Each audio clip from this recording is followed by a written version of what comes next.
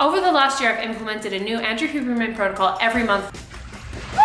Sorry for all my sound effects. You guys really liked that video, and I thought it'd be fun to show how I took those protocols and actually adapted them into my daily routine, specifically the ones that stuck, that I enjoyed the most, and you'll notice the ones that aren't there anymore. Warning, this is not gonna mimic Patrick Bateman.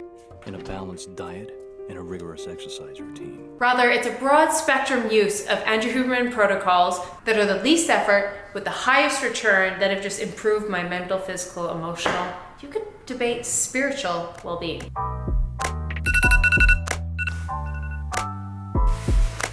Good morning! You're not supposed to hit snooze in the morning, but I do twice because the bed's so cozy. This bad boy. I got a hold of the Andrew Huberman sponsor, 8 Sleep, and I didn't think I needed it in my life, but it's amazing. It controls the temperature of your bed. It dips cold in the middle of the night, so it improves my REM and deep sleep, and then I have it programmed that it reheats up right before bed, so my bed is cozy when I wake up, so I never know it was cold. Except if I get up to pee in the middle of the night, and then it's torture. Okay, let's go.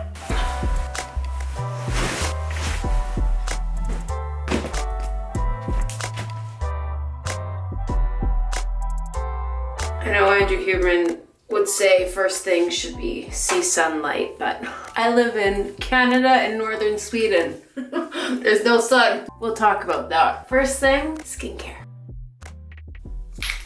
No! She's okay.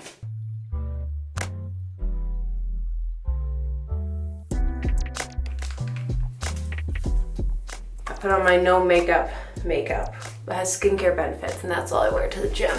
So BB cream, sunshine drops, sunscreen. Chloe, drink some water.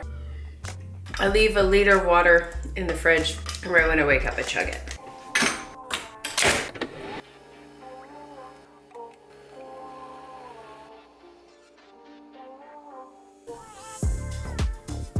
Timing in which we ingest caffeine play an important role in whether or not it works for us or against us. After about half an hour waking, I sit and enjoy a coffee. Andrew Huberman Bros, wait 90 minutes.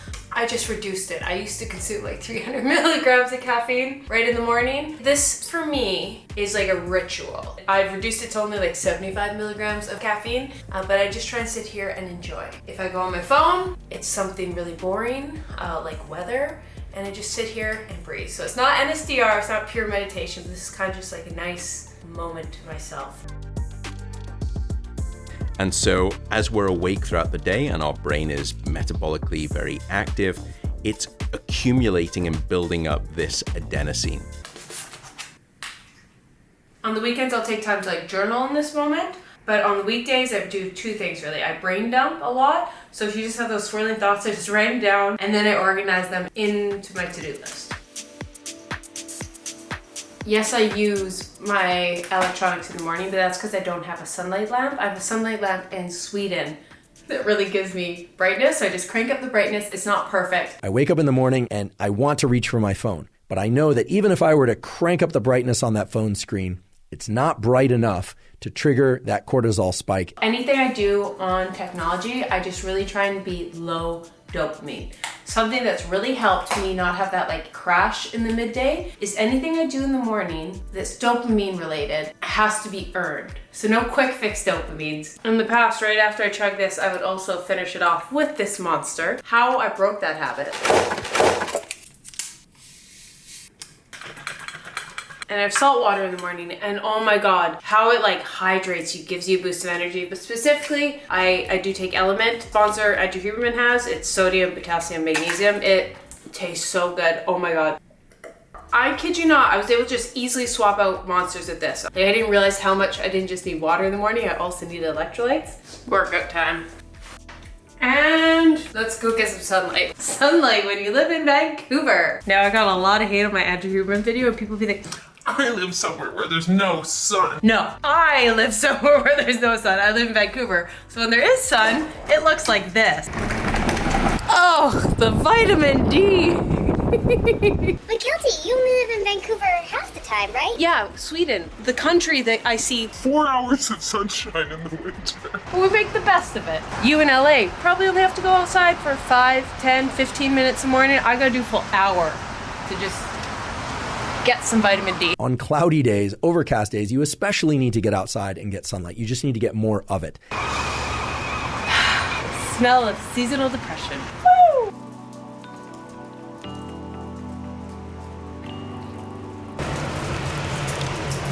Option 1, I go for a run right now about 3 times a week. But for the days it's raining and I'm a wuss, I just get my umbrella, rain jacket, and I walk to the gym and then run on the treadmill. This bad boy. I should be a little less snarky for, oh, there goes my AirPod. For my other Canadians, Scandinavians, people that live somewhere there's no sunlight when we wake up. So if you wake up before the sun is out and it's still dark, please turn on as many bright artificial lights as you possibly can or need, but then get outside once the sun is out. I think we just have to raw dog it. We just have to accept that. Try on your way to work. If you're someone, you get into the office, it's still not light out. I'll just be like, I just gotta sneak away. Just get outside, just open your window. Do what we can. It's not optimal, but like, that's life. Do it best you can in the summertime. Really, really get it in. And we'll talk about vitamin D options later. Cause like, if you're stressed that you're not seeing sunlight in the mornings, we should not be stressed about our sunlight. We should just try and do it. We shouldn't be stressed if we're not doing it. On a clear day, you want to get this sunlight exposure for about 5 minutes. On a day where there's cloud cover, you want to get about 10 minutes.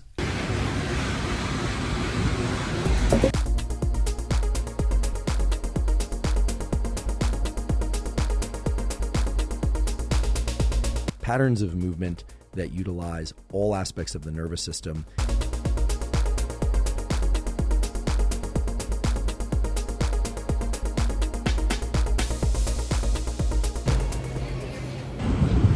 I fast in the morning like Andrew Huberman, but not technically.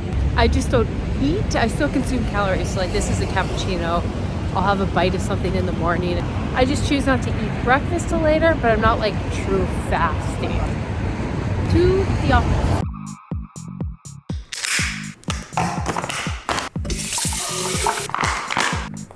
Right when I get to the office, I take my supplements right before breakfast, omega-3s, vitamin D, and the GOAT, AG1. Tim Ferriss and Andrew Huberman were the first people I actually heard about AG1 from. I started taking because there's only so many fruits and vegetables you can eat in a day. But regardless of how my diet looks for the day, I know I'm getting a wide spectrum of nutrients. We've talked a lot about that like midday slump. I definitely feel more of a slump the days I don't take AG1 than the days I do. Well, it looks beautiful and it's like 9 health products in one. It's prebiotic, probiotic, it's your multivitamin, it's adaptogens. So instead of taking a bunch of other supplements, it's kind of all in one. Minimalized my supplement routine because I don't like excessive clutter. A rule of thumb for me is anything I promote to you guys supplement wise does have multiple layers of testing. This is NSF certified, which is kind of the highest level. Just to put it into context, my boyfriend's a professional athlete. He got drug tested 2 weeks ago, came up 100% clean. He takes AG1. So there's a legit test subject of someone you take this. Even professional athletes are good to go. The reality is a lot of us need vitamin D, especially those that live in northern climates. So if you want free vitamin D, and guess what? I got a hookup so you get your vitamin D for free. If you use my link down below with your first purchase of AG1, you will get 5 free travel packets and a 1-year supply of vitamin D3, K2 with your first purchase. Once again, that's my link down below. Thank you AG1 for sponsoring this video. Then sometime between 10 and noon, I have my first meal. I made a bunch of blueberry muffins. That's what I'm gonna have today. I'm gonna sit here and enjoy breakfast. And there's some pumpkin in there, so if you're like, why are your blueberry muffins orange? And then I start my first work block of the day, 90 to 120 minutes, completely focused work. I should clarify my last video. I had someone comment, they're like, because I mentioned I do like 2 90 to 120 minute work blocks, and they're like, you only work for 3 hours a day? Most of us can't do that. Clarify. It's like 2, sometimes 3, fully focused. Like my phone's away, all notifications are off, I'm not checking emails. Like if I'm working on a song, all I'm doing is that song. If I'm working on editing a YouTube video, all I'm doing editing that. It's like there's no distraction. I'm just hyper-focused, and it's really about getting into that flow state. Anytime you're going to sit down and try and focus, you're going to try and do a focused bout of physical exercise or skill learning or musical learning. How long should it be? And the ideal duration is about 90 minutes. But I noticed for myself, I can only maintain that level of like creative output. Anything that takes a lot of like heavy mind work. So you might not have a creative job, but you might have a bunch of like crazy calculations or something. Can only do for like 90 to 120 minutes. Andrew Huberman even says that's kind of like scientifically proven. 2 hours of focus or 3 hours of focus, while possible, is not really in line with what we know about the underlying biology. So I'll do that. And then afterwards, I just kind of like, I'll take a breather, get some fresh air, grab a snack. So do that, have lunch, do it again. And then at the end of the day, I do have like 2 to 5 hours of like more mindless things. So that's meetings, emails, the mundane. And go through what I call deliberate defocus. You really want to focus on somewhat menial tasks or things that really don't require a ton of your concentration. Really have that hyper-focus time, and then I notice later in the day I'm not as creative. So I do emails and meetings and taxes. Woo! Season. If you have a file. As my accountant's like, where are you? I'm like, I'm just telling other people as I avoid it myself. When something feels creatively right and you're sensing it and you're there, let's say in the studio, or how do you translate that? A new thing I'm trying midday is you'll notice no cold shower. I hate cold showers, I can't do it. I don't mind the idea of a cold plunge. Cryo, standing on the cold, something about standing there in the cold shower, half me is dry, I just hate it. But I want to do cold exposure. So what I've been doing, the studies kind of say you don't want to do cold exposure directly after a workout. And I've noticed once again, I have this dip middle of the day where I'm kind of like, oh, I want an energy drink. So I'm a dopamine gremlin. I just want something. I want chocolate, snack on random things. I get energy drinks. I just mindlessly scroll TikTok. What's something else I can kind of like reset my dopamine? It's all about like earn dopamine. So I've been trying cryo. Do a midday 3-minute cryo. It was nice, like one of those days where Your arm is coming because my knees get hurt. really? There's like, everyone has that one friend I feel who like, if you're down and you don't say anything and then somebody just call you. I think I'm gonna do a full video on cryo. Let me know if you guys want that. So after a year of doing Andrew Huberman protocols, those were the ones that I felt were the least amount of effort with the highest return that really improved my output, quality of life, physical, mental health, and things that I'm just like, oh my God, I crave them. I crave morning sunlight, drinking water in the morning, I forgot to mention sleep, circadian rhythm, going to bed at the same time, waking up around the same time, delaying my caffeine consumption to an extent, getting enough sodium, AG1, 8 sleep. If you guys want to review that, let me know. Those were all the things. Now there's a few things I do want to implement, but a big thing I've learned for myself is I'm not one of those people who's like, oh, I'll just start someone else's routine. I get way overwhelmed and then I self-sabotage. For me, it always works like small increments. So this is where I am now. I'm still a work in progress. There's a bunch of other protocols I wanna do. NSDR, I know. I had like the fake NSDR where I sit there with my coffee and Andrew Huberman would roll his eyes. He's like, that is not NSDR. I'm like, I'm a work in progress. See, I have the place where I would insert the NSDR. I just gotta get to it. The next little thing is really for me is just balancing my dopamine throughout the day. I have a challenge coming up for that. If you guys want to 8 sleep, if you want a nighttime routine, if you want an NSDR protocol, let me know down in the comments. And I don't think it's really about like having this perfect bro, Christian Bale, American Psycho-esque routine. I used to think it had to be like that. And then I'd realize I'd do my whole morning routine and be exhausted after because that was a work day. And your morning routine should just like equip you to start your work day. It shouldn't be work, if that makes sense. Or it just like puts you in a creative state. For me, it's all about doing hard stuff, but then that allows me to get into a creative state when I get to the office, not exhausted. And then I'm like, okay, check out, I'll just mindlessly answer emails for 6 hours because I don't have the mental capacity to do anything else. If I just have to pick one morning sunlight, we're plants. We're plants, we need water.